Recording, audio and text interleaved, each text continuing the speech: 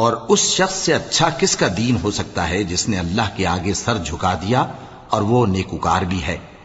اور ابراہیم کے دین کا پیرو ہے جو یکسو یعنی ایک اللہ کے ہو رہے تھے، اور اللہ نے ابراہیم کو اپنا دوست بنایا تھا، اور آسمان اور زمین میں جو کچھ ہے سب اللہ ہی کا ہے، اور اللہ ہر چیز کا احاطہ کیے ہوئے ہے۔ اے پیغمبر، لوگ تم سے یتیم عورتوں کے بارے میں فتویٰ طلب کرتے ہیں، کہہ دو کہ اللہ تم کو ان کے ساتھ نکاح کرنے کے معاملے میں اجازت دیتا ہے، اور جو حکم اس کتاب میں پہلے دیا گیا ہے وہ ان یتیم عورتوں کے بارے میں ہے جن کو تم ان کا حق تو دیتے نہیں اور خواہش رکھتے ہو کہ ان کے ساتھ نکاح کر لو، اور نیز بیچارے بے کس بچوں کے بارے میں،